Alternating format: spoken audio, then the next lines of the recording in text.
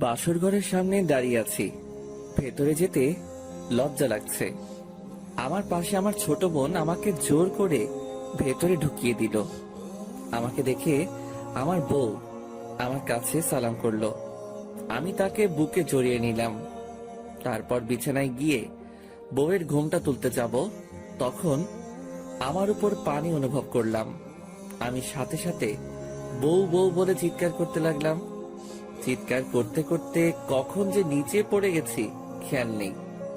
আমি চোখটা খুললাম, তার মানে এতক্ষণ স্বপ্ন দেখছিলাম।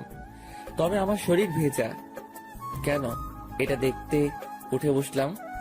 তারপর সামনে তাকালাম, তারপর যা দেখলাম আমার মাথা গরম হয়ে গেল।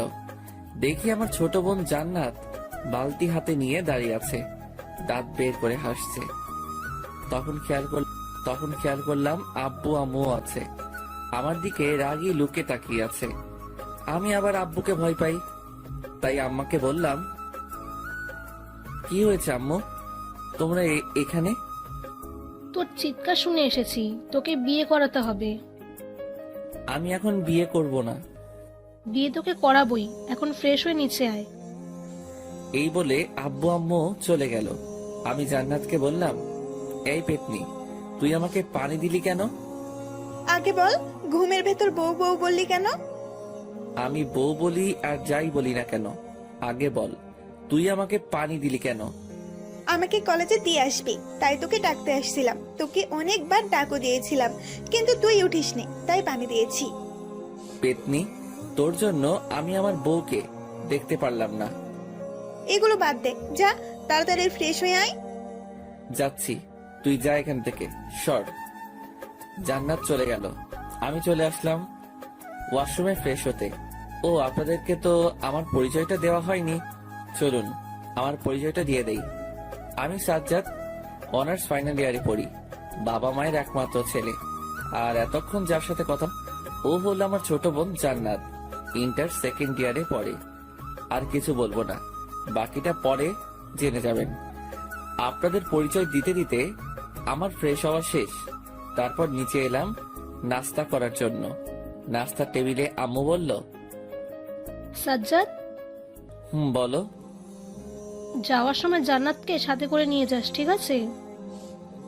আচ্ছা, নিয়ে যাব। তারপর নাস্তা শেষ করে উপরে আমার রুমে চলে আসলাম। ভার্সিটি যাওয়ার জন্য রেডি হচ্ছি। রেডি হয়ে বাইরে এসে জান্নাতকে ডাকলাম। কিছু সময় পর জান্নাত এলো। জান্নাতকে বাইকে বসিয়ে রওনা দিলাম। জান্নাতকে ওর কলেজে নামিয়ে দিলাম। তারপর বললাম, কিরে, আজকে আমার পেতনিটাকে অনেক সুন্দর লাগছে রে। একদম আমাকে পেতনি বলবি না, আর তোকেও অনেক কিউট লাগছে। আচ্ছা যা, আমি যাই, নয়তো আবার দেরি হয়ে যাবে। আমি এই বলে ভার্সিটির দিকে আসতে লাগলাম। জান্নাত আর ওর বান্ধবীরা ক্লাসে চলে গেল। এদিকে আমি ভার্সিটি এসে বাইকটা পার্কিং করলাম। তারপর আমার বেস্ট জিসানকে খুঁজতে লাগলাম। আসুন জিসানের পরিচয়টা দিয়ে দেই। জিসান হলো আমার বেস্ট ফ্রেন্ড, ওর বাবা এবং আমার বাবা বিজনেস পার্টনার। বাকিটা পরে জানবেন। জিসানকে খুঁজতে খুঁজতে দেখতে পেলাম জিসান গাছতলায় ওর কাজিনের সাথে বসে আছে। আসলে কাজিন বললে ভুল হবে, ওর হবু বউ। আমি আর ওদের ডিস্টার্ব করলাম না। আপনাদেরকে বলে দেই, আমি প্রেম ভালোবাসা প্যারা ছাড়া কিছুই ভাবি না, তাই আমি এখনো সিঙ্গেল। ওদের ডিস্টার্ব করলাম না, সোজা ক্লাসে চলে আসলাম। এসে আমার দখল করা জায়গায় বসলাম। জায়গায় বসে আছি, কিছুক্ষণ পর জিসান আসলো। এসে আমার পাশে বসলো এবং বলল, কিরে দোস্ত, কি খবর? ভালো, তোর কি খবর? আমারও ভালো। তা কখন আসছিস? 15 মিনিট আগে আসছি। তাহলে আমাকে ডাকিসনি কেন? আমি কেন ডাকবো, তোরা তো রোমান্স করছিলি। আরে কোথায় আর রোমান্স করলাম, এমনি ফ্যামিলি প্ল্যানিং করছিলাম। হয়েছে, আর লজ্জা পেতে হবে না। আচ্ছা শোন, বিকেলে আমার বাসায় আসিস, কথা আছে। কি কথা আছে এখানেই বল। এখানে বলা যাবে না, তুই বাসায় আসিস তখন বলবো। আচ্ছা আসবো। এখন ক্লাস কর। তারপর ক্লাস করতে লাগলাম। সবগুলো ক্লাস করে বের হয়ে আসলাম। তারপর আমিও জিসান ক্যাম্পাসে একটা গাছের তলায় বসলাম। তখন জিসান বলল, ভাই, জীবনটাই বেদনা। একটা প্রেমও করতে পারলাম না। কেন? আখির সাথে প্রেম কর। আমি অন্য মেয়ের কথা বলেছি।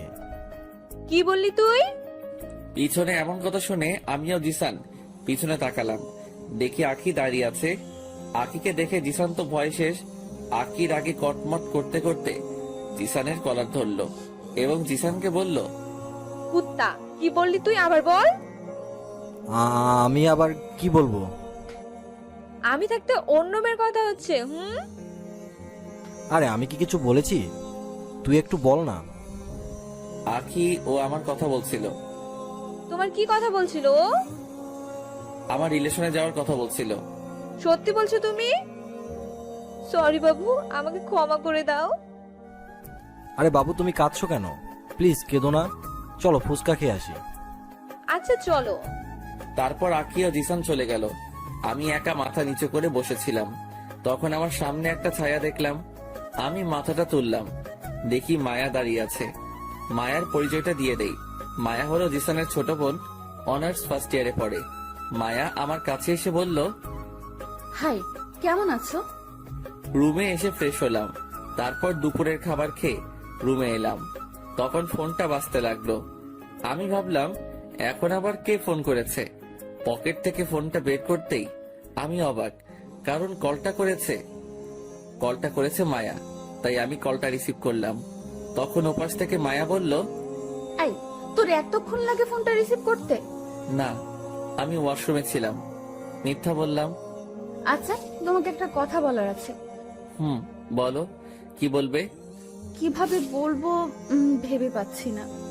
আরে তাড়াতাড়ি বলো, আমার কাজ আছে। I love you. কি বললে? আবার বলো। বলছি আমি তোমাকে ভালোবাসি। দেখো, ফাইজলামি করা বাদ দাও। এখন রাখো, আমি ঘুমাবো। বলে ফোনটা কেটে দিলাম এবং ভাবতে লাগলাম, মায়া এগুলো কি বলছে। আমি জানিও মজা করছে। এই নিয়ে আর বেশি চিন্তা না করে ঘুমিয়ে পড়লাম। বিকেলে ঘুম থেকে উঠলাম। তারপর ফ্রেশ হয়ে হালকা নাস্তা করলাম। পরে আম্মুকে বলে বাইরে এলাম। তারপর সোজা চলে গেলাম জিসানদের বাসায়। কলিং বেল চাপ দিতেই আন্টি দরজা খুলে দিল এবং আমাকে দেখে বলল, আরে বাবা, কেমন আছো? ভালো, আপনি কেমন আছেন? আমিও ভালো আছি। তা বাইরে কেন, ভেতরে এসো। আমি ভিতরে এসে ড্রয়িং রুমে বসলাম এবং বললাম, আন্টি, জিসানকে তো দেখছি না, কোথাও গেছে নাকি? ওকে একটু বাজারে পাঠিয়েছি। আচ্ছা আন্টি, তাহলে জিসান আসলে ওকে ছাদে পাঠিয়ে দিবেন। আচ্ছা যাও। আমি সোজা ছাদে চলে আসলাম। এসে ছাদের রেলিং ধরে দাঁড়িয়ে আছি। হঠাৎ কে যেন আমাকে জড়িয়ে ধরলো। আমি যখনই চিৎকার করতে যাব, তার আগে আমার মুখ বন্ধ হয়ে গেল। আমি আর কিছু বলতে পারলাম না। কিছুক্ষণ আমাকে ছেড়ে দিল। আমি দেখলাম এটা আর কেউ না, এটা মায়া। দাঁত বের করে হাসছে এবং বলছে, কি বাবু, তুমি এখানে কি করো? মায়া দেখো, ফাইজলামি করা বাদ দাও, না হলে আমার থেকে খারাপ আর কেউ হবে না। আমি তোমাকে অনেক ভালোবাসি, প্লিজ আমাকে ফিরিয়ে দিও না। দেখো মায়া, এটা কখনো সম্ভব নয়। আমি তোমাকে ভালোবাসি না। তোমাকে সবসময় বোনের চোখে দেখে এসেছি। তো কি হয়েছে, এখন থেকে বউয়ের নজরে দেখবে? তাও হবে না। আর সবচেয়ে বড় কথা হলো, তুমি আমার বন্ধুর বোন। তোমার জন্য আমি ছোটবেলার বন্ধুত্ব নষ্ট করতে পারবো না। প্লিজ আমাকে ফিরিয়ে দিও না। আমি এবার রাগ ধরে রাখতে পারলাম না। মায়াকে ছাড়িয়ে নিয়ে দিয়ে দিলাম মায়ার গালে একটা ঠাস। মায়া গালে হাত দিয়ে দাঁড়িয়ে আছে। ওর চোখ টলমল করছে, তবুও আবার দাঁত বের করে হাসছে। আমি অবাক হলাম। থাপ্পড় খাওয়ার পর আবার হাসছে। ওর হাসি দেখে আমি বললাম, তোমার লজ্জা করে না মায়ের খেয়ে এভাবে হাসছো? নিজের হবু স্বামীর কাছে আবার কিসের লজ্জা? তোমার সাথে কথা বলে লাভ নেই। তখন মায়া নিচে চলে গেল। কিছুক্ষণ পর জিসান এলো এবং বলল, সরি রে, একটু লেট হয়ে গেছে। আরে তেমন কিছু না, এখন বল কি বলবি। দুদিন পর একটু আমার নানুর বাড়ি যাবো রাজশাহীতে। তুই আমার সাথে যাবি? আচ্ছা আমি যাব। এখন আর কে কে যাবে? আমি, তুই আর আখি যাবে, আর কেউ না। আচ্ছা, কয়টার দিকে যাবি? সকাল 9টার ট্রেনে, বুঝলি? আচ্ছা তাহলে আমি এখন যাই। একেবারে রাতের খাবার খেয়ে যা। না রে, এখন হবে না, বাসায় ম্যানেজ করতে হবে। আচ্ছা যা, কালকে ভার্সিটি দেখা হচ্ছে। আচ্ছা। জিসানদের বাসা থেকে বের হয়ে সোজা আমার বাসায় চলে আসলাম। তারপর ফ্রেশ হলাম, পরে পড়তে বসলাম। পড়তে পড়তে কখন সময় চলে গেছে টেরই পাইনি।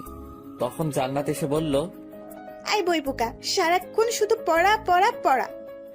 কি জন্য এসেছিস সেটা বল। আম্মা তোকে ডিনার করার জন্য ডাকছে। যাচ্ছি, তুই এখন যা। জান্নাত কোনো কিছু না বলে নিচে চলে গেল। আমি আরো কিছুক্ষণ পরে নিচে চলে আসলাম। দেখলাম খাবার টেবিলে সবাই আমার জন্য বসে আছে। আমি বসলাম, সবাই খাওয়া শুরু করলো।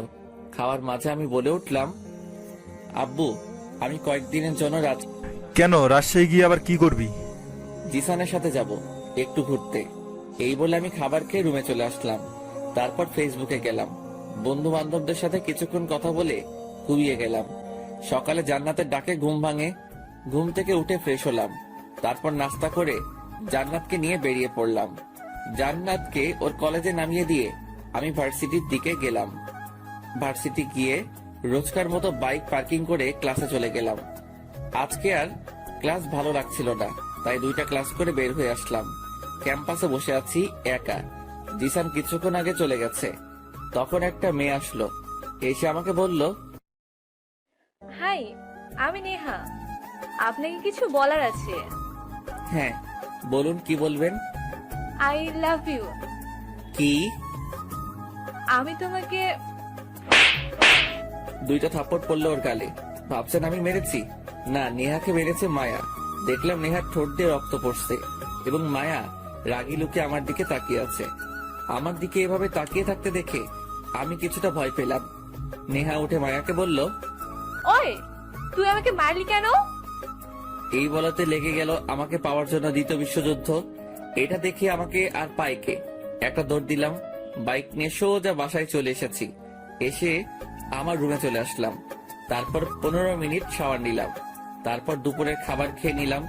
রুমে এসে দিলাম এক ঘুম। বিকেলে উঠে মার্কেটে গেলাম, কালকে রাজশাহী যাব, তাই শপিং করে বাসায় চলে আসলাম। তারপর পড়তে বসলাম। পড়তে পড়তে খাবারের জন্য ডাক পড়লো। আমি নিচে গিয়ে খাবার খেয়ে উপরে এলাম। তারপর জামা কাপড় প্যাক করতে লাগলাম। জামা কাপড় প্যাক করে ঘুমিয়ে গেলাম। সকালে রেডি হয়ে নাস্তা করে সবার কাছ থেকে বিদায় নিয়ে রেল স্টেশনে চলে আসলাম। এসে জিসানকে কল করলাম। ফোনটা রিসিভ করতে আমি বললাম, কিরে কোথায় তুই? কেটে দিলাম। কিছুক্ষণ পর জিসান আসলো, সাথে আঁকেও এসেছে। কিন্তু ওদের পিছনে একজন আছে, তাকে দেখে আমি চমকে গেলাম, কারণ এ তো মায়া। আমি ওকে দেখে অবাক, ওইখানে কি করে? এসব ভাবতে ভাবতে মায়ার দিকে তাকালাম। আমার তাকানো মাত্রই মায়া চোখ টিপ দিল। তখন আমি জিসানকে বললাম, কিরে মায়া এখানে কি করে? আরে বলিস না, ও বায়না ধরেছে আমাদের সাথে যাবে। মানে? আমি মায়াকে নিয়ে যাচ্ছি, তোর কোনো সমস্যা হবে নাকি? গেলে তো ভালোই হবে। আচ্ছা। পেতনি, এখানে আমাকে জ্বালিয়েছিস, আবার ওখানেও জ্বালাবি? দাঁড়া, তোকে মজা দেখাচ্ছি। মনে মনে মায়াকে বললাম। এত কি বিড়বিড় করছো? না, এমনি গান গাইতেছিলাম। আচ্ছা ঠিক আছে। তারপর ট্রেন এলো, আমরা ট্রেনে উঠলাম। তারপর যে যার যার কেবিনে গেলাম। আমি আলাদা একটা ক্যাবিন নিয়েছি এবং জিসান, আঁকি, মায়া ওরা একটা কেবিনে এসে শুয়ে পড়লাম। কখন ঘুমিয়ে গেছি জানি না। যখন চোখ খুললাম দেখি মায়া আমাকে আষ্টে পৃষ্ঠে জড়িয়ে ধরে আছে এবং ওর ঠোঁট ও আমার ঠোঁট এক করে রেখেছে। আমি সাথে সাথে মায়াকে দিলাম এক ধাক্কা। মায়া আমাকে ছেড়ে দিয়ে উঠে বসলো এবং বলল, তাহলে আমার বাবুটার ঘুম ভেঙেছে? আমি কারো বাবু না। আর তুমি এখানে কি করো? তোমার সাথে গল্প করতেছিলাম, কিন্তু এসে দেখি তুমি ঘুমিয়ে গেছো। যদি কেউ দেখে ফেলতো তাহলে কি হতো ভেবে দেখছো? আর কিছু হবে না। ছাড়ো আমাকে, আর এখান থেকে চলে যাও বলছি। আচ্ছা যাচ্ছি, থাকো তুমি। মায়া চলে গেল। আমি আর ঘুমালাম না, বসে বসে ফেসবুক চালাতে লাগলাম।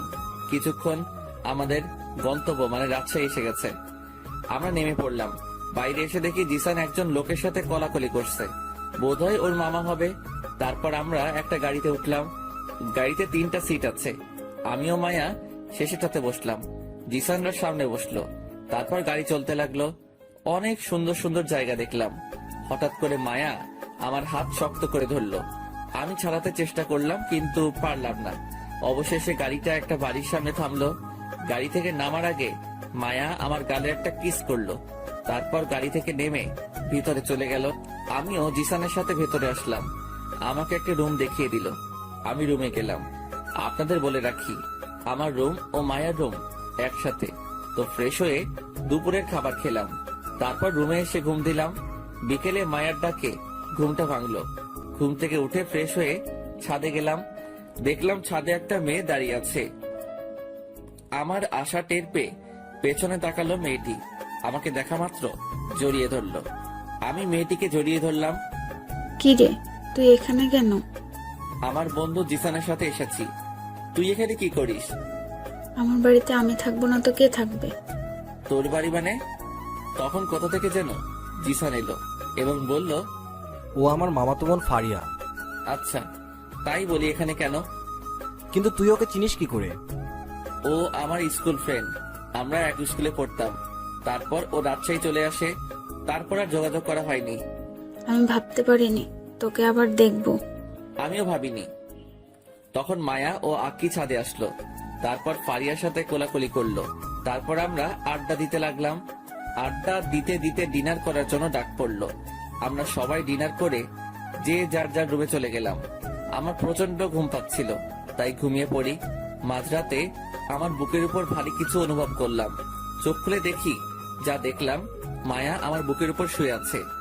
আমি এটা দেখে বড় একটা শক খেলাম এবং মায়াকে ডাকতে লাগলাম, মায়া, এই মায়া, তুমি এখানে কি করো? তাড়াতাড়ি নিজের রুমে যাও। না, যাব না। তাড়াতাড়ি যাও বলছি। এত রাতে তোমাকে আর আমাকে এইভাবে দেখলে খারাপ ভাববে। আচ্ছা, যাচ্ছি। এই বলে মায়া চলে গেল। আমি ঘড়ির দিকে তাকালাম। দেখলাম রাত 2:30 বাজে। আমি আবার ঘুমিয়ে গেলাম। সকালে ফারিহার ডাকে ঘুম ভাঙলো। তখন ফারিহা বলল, ওই তাড়াতাড়ি ওঠ, আর কত ঘুমাবি রে? আমি আর একটু পরে উঠবো। এখন যা তো এখান থেকে। না, আর ঘুমানো যাবে না, অনেক বাজে, তাড়াতাড়ি ওঠ। ধুর, আর ঘুমাতে পারলাম না। উঠে ফ্রেশ হতে গেলাম। ফ্রেশ হয়ে এসে নাস্তা করে আমরা সবাই ঘুরতে বের হলাম। সবাই একটা পার্কে গেলাম। আমি এদিকে ফারিহার সাথে হেসে হেসে কথা বলছি। সেটা দেখে মায়া রাগে ফুঁসছে। তারপর সবাই মিলে চলে আসলাম ফুচকা খেতে। ফুচকা খাচ্ছি, তখন ফারিহা বলল, আমাকে একটু খাওয়াইয়া দে। পারবো না, তুই নিজে খেয়ে নে। প্লিজ দে না। আচ্ছা দিচ্ছি, নে, হা কর। আমি ফারিহাকে ফুচকা খাইয়ে দিলাম। ফারিহাও আমাকে ফুচকা খাইয়ে দিল। ফুচকা খাওয়া শেষে আমি মায়ার দিকে তাকালাম। তাকাতেই আমাকে ইশারায় বলল, আজকে বাসায় চল, তোর খবর আছে। আমি কিছু বললাম না। ফুচকার বিল মিটিয়ে দিয়ে আরো কিছুক্ষণ ঘোরাফেরা করে বাসায় চলে আসলাম। রুমে এসে ফ্রেশ হলাম। ওয়াশরুম থেকে বের হতেই দেখি মায়া রাগী চোখে আমার দিকে তাকিয়ে আছে। আমি ভয় পেয়ে গেলাম। মায়া এসে আমার শার্টের কলার ধরে আর বলতে লাগলো, ফারিয়ার হাতে ফুচকা খেতে ভালো লাগে, তাই না? মেয়েদের হাতে খেলে দারুণ লাগে। এরপর থেকে তোকে যদি ফারিয়ার আশেপাশে দেখি তাহলে তোর খবর আছে। এখন চল, সবাই ডিনার করার জন্য ডাকছে। পরে আমিও মায়া নিচে এলাম। আমি একটা চেয়ারে বসলাম। আমার পাশে মায়া বসলো এবং আমার সামনে বসলো ফারিহা। খাওয়ার মাঝে অনুভব করলাম কে যেন আমার পায়ে খোঁচা দিচ্ছে। সামনে তাকিয়ে দেখি ফারিহা মুচকি মুচকি হাসছে। আমার আর বুঝতে বাকি রইল না যে কাজটা কে করেছে। আমি পা সরিয়ে নিয়ে খাবার খেয়ে উপরে চলে আসলাম। এসে দিলাম ঘুম। সকালে মায়ার ডাকে ঘুমটা ভাঙলো। আমি উঠে ফ্রেশ হয়ে নিচে এলাম। নাস্তা করে একটু ছাদে গেলাম। তখন ফারিয়া এলো এবং বলল, কি রে, একা একা কি করিস? কিছু না, এমনি ভালো লাগছে না, তাই বসে আছি। তোকে একটা কথা বলার ছিল, কিভাবে শুরু করব বুঝতে পারছি না। কি বলবি বল, সমস্যা নেই। আসলে আমি তোকে ভালোবেসে ফেলেছি। I love you. দেখ, এটা কখনো সম্ভব না। আমি তোকে শুধু বন্ধু ভাবি, এর থেকে বেশি কিছু না। প্লিজ আমাকে মেনে নে, তোকে খুব ভালোবেসে ফেলেছি। দেখ, বেশি বাড়াবাড়ি করিস না। আমি তোকে ভালোবাসি না, বুঝলি? এই নিয়ে যদি আরেকবার কথা বলিস তাহলে আমি এখনই চলে যাব। আচ্ছা ঠিক আছে, তোকে যেতে হবে না, আমি আর এ কথা বলবো না। হুম, তোকে তো আমি নিজের করেই ছাড়বো। থাক, আমি বলে নিচে বাগানে চলে আসলাম। তখন কোথা থেকে মায়া এলো, দেখে মনে হচ্ছে রেগে আছে। আমার কাছে এসে বলল, ফারিয়ার সাথে তোর এত কিসের কথা? ফারিহা আমাকে ভালোবাসে, তাই প্রপোজ করছে। কি? ফারিয়া তোকে প্রপোজ করছে? দাঁড়া, ওকে আমি মজা দেখাচ্ছি। আর তুই যদি ওর আশেপাশে দেখি তাহলে তোরও খবর আছে। এই বলে মায়া চলে গেল। আমি ওখানে মাথায় হাত দিয়ে ধপাস করে বসে পড়লাম। বসে বসে ভাবতে লাগলাম, ও আমার পিছনে কেন আছে? কি আছে আমার ভেতর? এই মেয়ে তো লজ্জা শরম কিছুই নেই, সারাক্ষণ শুধু বলে ভালোবাসি। বসে বসে এগুলো ভাবছি, তখন কে যেন আমার কাঁধে হাত রাখলো। আমি পিছনে তাকিয়ে দেখি জিসান দাঁড়িয়ে আছে। ও আবার সব শুনে ফেললো না তো? শুনে ফেললে আমি শেষ। আমার চুপ করে থাকা দেখে জিসান বলল, ভয় পাস না, আমি সব শুনেছি। তুই আবার কি শুনেছিস? তোর ও মায়ের কথা শুনেছি, চিন্তা করিস না, আমি ওকে বুঝিয়ে বলবো। এখন তুই ওকে বোঝা। আমি ওকে বোঝাতে বোঝাতে শেষ। মায়া কবে থেকে তোকে এগুলো বলা শুরু করেছে? 2 সপ্তাহ হলো। আচ্ছা চল বাইরে থেকে একটু ঘুরে আসি। আচ্ছা চল যাই। তারপর আমিও জিসান মিলে ঘুরতে বের হলাম। আজকে নদীর পাড়ে গেলাম, নদীর কিনারে পাথরের উপর বসলাম। তখন জিসান বলতে লাগলো, জায়গাটা অনেক সুন্দর, তাই না? তখন আমার ফোনটা বেজে উঠলো। আমি পকেট থেকে ফোনটা বের করে দেখি আম্মু ফোন করেছে। আমি ফোনটা রিসিভ করলাম। আম্মু কেমন আছো? আমি ভালো আছি, তুই কেমন আছিস? আমিও ভালো আছি। জান্নাত, আব্বু তারা কেমন আছে? ওরাও ভালো আছে। তুই আসবি কবে? এই তো কয়েকদিন পর আসবো। আচ্ছা, এই নে, জান্নাত তোর সাথে কথা বলবে। আচ্ছা দাও দেখি কি বলে। আম্মু জান্নাতের কাছে ফোনটা দিল এবং জান্নাত বলতে লাগলো, ভাইয়া কেমন আছিস? ভালো, তুই কেমন আছিস? আমি ভালো নেই, তুই পাশেই নেই, একা একা লাগে। আচ্ছা, আমি তাড়াতাড়ি আসার চেষ্টা করব, ঠিক আছে? আচ্ছা ঠিক আছে, বাই ভাইয়া। বাই। ফোনটা কেটে দিলাম। কার সাথে কথা বললি? আম্মুর সাথে কথা বললাম। আচ্ছা। ওখানে আরো কিছুক্ষণ থেকে আমরা জিসানের নানুর বাসায় চলে আসলাম। তারপর ফ্রেশ হয়ে দুপুরের খাবার খেয়ে রুমে এসে দিলাম ঘুম। বিকেলে ঘুম ভাঙলো। যখন উঠতে যাব তখন দেখলাম মায়া আমার বুকের উপর ঘুমিয়ে আছে। আমি সাথে সাথে লাফ দিলাম। লাফ দেওয়ার কারণে মায়ার ঘুমটা ভেঙে যায়। রাগী লুকে আমার দিকে তাকিয়ে থাকে, মনে হচ্ছে এখনই আমাকে কাঁচা গিলে খাবে। তখন আমি মায়াকে বললাম, তুমি আমার রুমে কি করো? তোমার সাথে গল্প করতে এসেছিলাম, দেখলাম তুমি ঘুমাচ্ছ, তাই আমি তোমার সাথে শুয়ে পড়ি। যদি কিছু একটা হয়ে যেত তাহলে কি হতো বলো তো? তোমার সাথেই হতো, আর কারো সাথে না। আমাকে কি একটু ভালোবাসা যায় না? দেখো মায়া, আমি তোমাকে আগেও বলেছি, আর এক কথা আমি একবার বলি, আর এক কথা আমি একবার বলি, আশা করি তুমি জানো। আমি তোমার কাছে কিচ্ছু চাই না, শুধু আমাকে একটু ভালোবাসো, তাতেই হবে। তুমি যাও, আমি পরে তোমার সাথে কথা বলবো। ঠিক আছে, যাচ্ছি, তুমি ফ্রেশ হয়ে নাও। আচ্ছা তুমি এখন যাও। মায়া চলে গেল। আমি খাট থেকে নামতে যাব, তখন ফারিহা রুমে প্রবেশ করলো। আরে ম্যাডাম যে, তা কি মনে করে? কেন আসতে পারি না নাকি? তা কেন নয়, তোমার বাড়ি, তুমি যেখানে ইচ্ছা সেখানে যেতে পারো। আচ্ছা এখন ফ্রেশ হয়ে এসো, এখন সবাই ঘুরতে যাব। আচ্ছা যাও, আমি রেডি হয়ে আসতেছি। ফারিহা চলে যাওয়ার পর আমি ওয়াশরুম গেলাম, তারপর ফ্রেশ হয়ে রেডি হলাম ঘুরতে যাব বলে। নিচে এসে দেখি ড্রয়িং রুমে সবাই আমার জন্য বসে আছে। তারপর সবাই মিলে ঘুরতে বের হলাম। আজকেও আবার ফুচকার দোকানে গেলাম, সকলে মিলে ফুচকা খেলাম। তারপর আরো কিছুক্ষণ ঘোরাঘুরি করে বাসায় এলাম। রাতে খাবার খেয়ে আমরা আড্ডা দিচ্ছি, তখন ফারিহা বলল, আচ্ছা তুই কয়টা প্রেম করিস? কিরে বলিস না কেন? আমি আর ওখানে বসে থাকলাম না, সোজা রুমে চলে এসে দরজা লাগিয়ে দিলাম। অন্যদিকে তুই ওকে এ কথা কেন বললি? কেন, কি হয়েছে? তুই জানিস 4 বছর আগের মিথিলাকে এখনো ভুলতে পারিনি।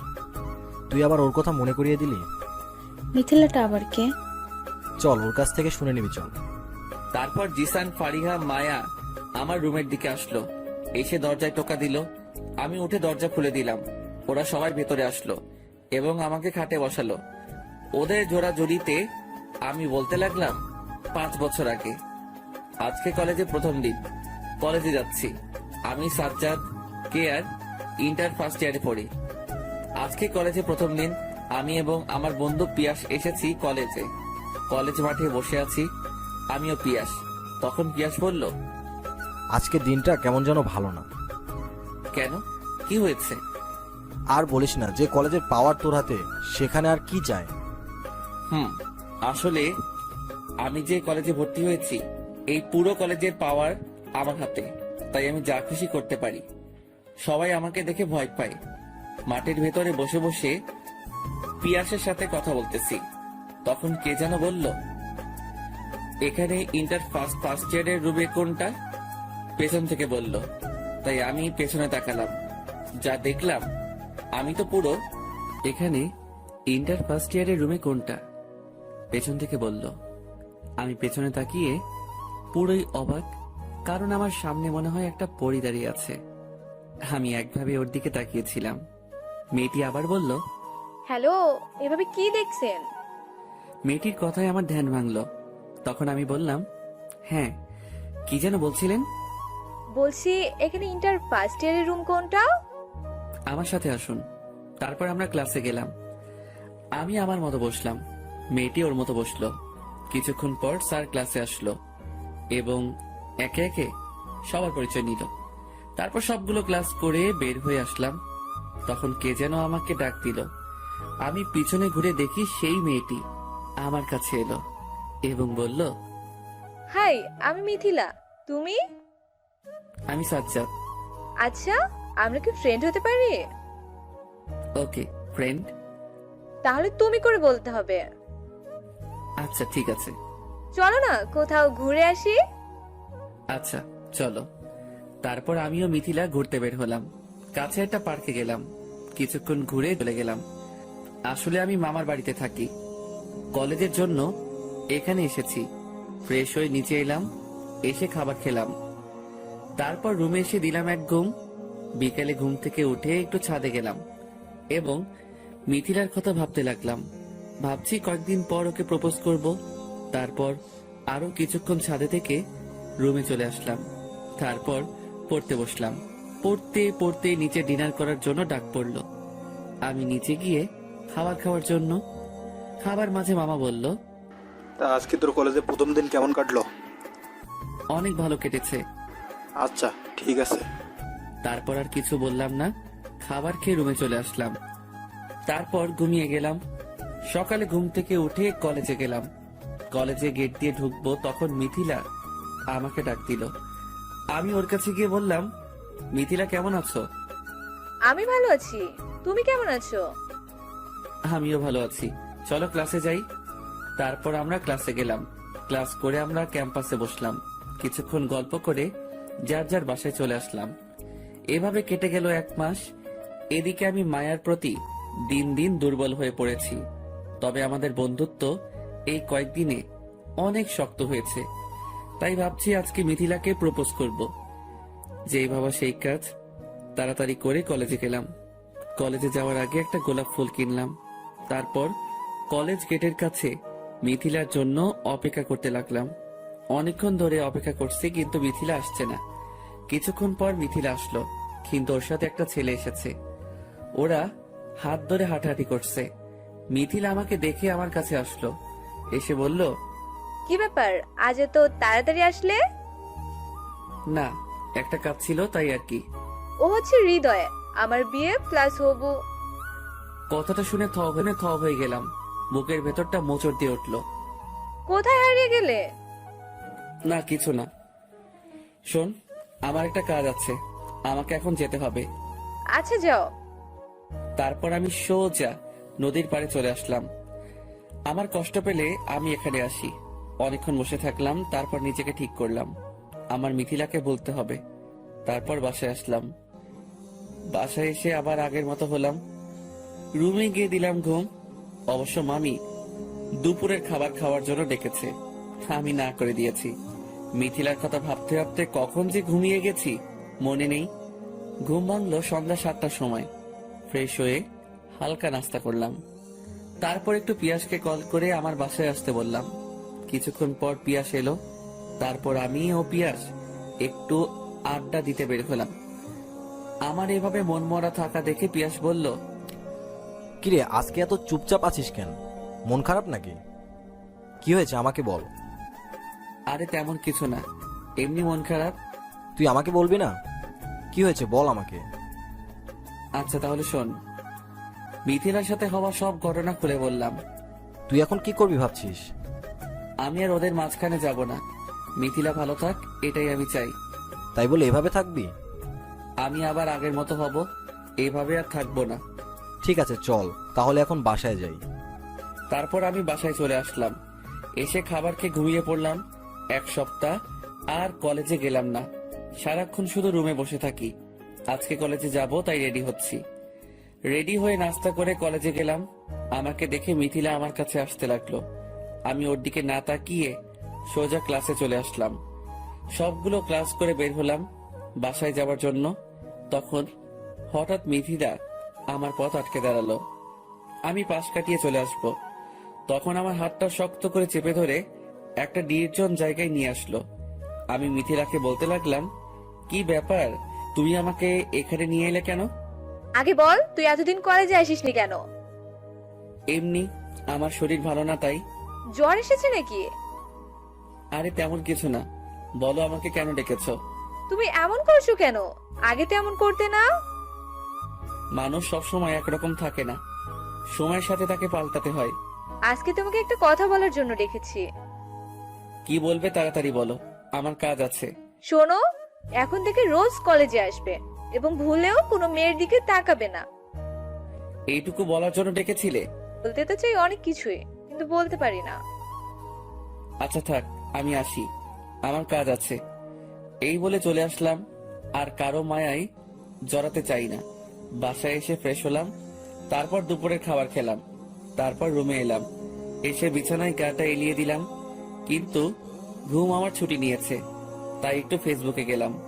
বন্ধু বান্ধবদের সাথে কিছুক্ষণ কথা বলে ফ্রি ফায়ার খেলতে শুরু করলাম। খেলতে খেলতে কখন বিকেল হয়ে গেছে জানি না, তাই ফ্রেশ হয়ে বাসা থেকে বের হয়ে মাঠের দিকে গেলাম। মাঠে এসে কিছুক্ষণ খেলাধুলা করলাম। তারপর আমি ও পিয়াস চলে গেলাম আড্ডা দিতে। আড্ডা দিতে দিতে কখন যে রাত 9টা বেজে গেছে, তাই তাড়াতাড়ি বাসায় আসলাম। বাসায় এসে সকলে একসাথে ডিনার করলাম। তারপর আমার রুমে এসে ঘুমিয়ে গেলাম। পরের দিন সকালে কলেজে গেলাম। আজকেও মিথিলা কিছু বলতে এসেছিল, তবে আমি ওর সাথে কথা বলিনি, ওকে এড়িয়ে চলার চেষ্টা করি। এখন একদিন আমিও পিয়াস কফি শপে গেছিলাম কফি খেতে।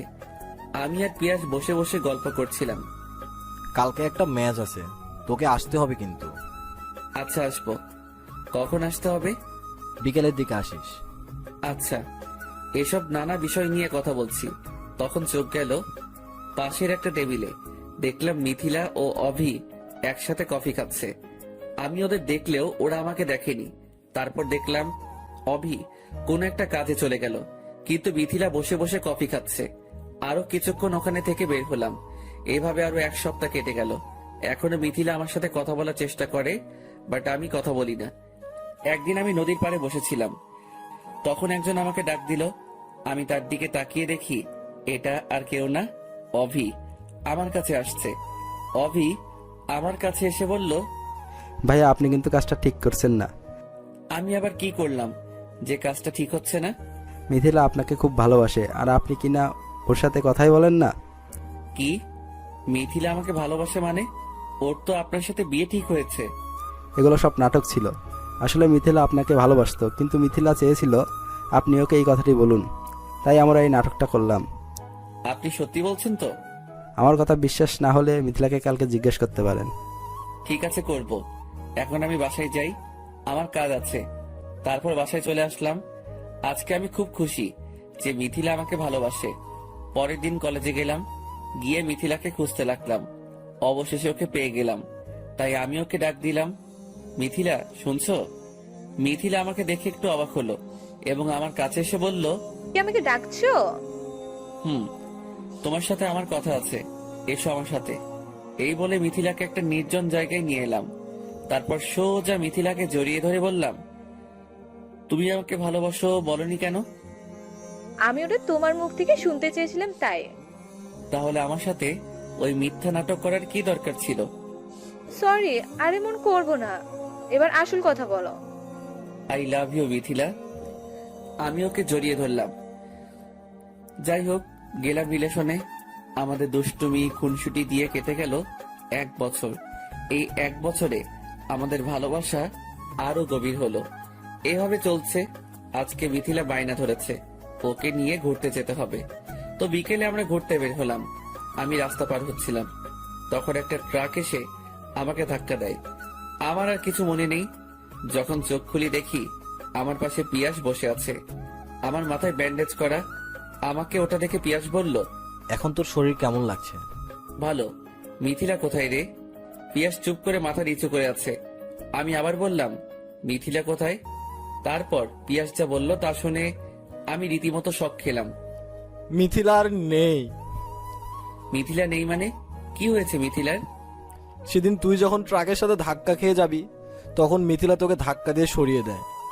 তারপর ট্রাকটা ওর উপর দিয়ে চলে যায়, তখন মিথিলা ওখানেই মারা যায়। এটা শোনার পর আর আমার কিছু মনে নেই।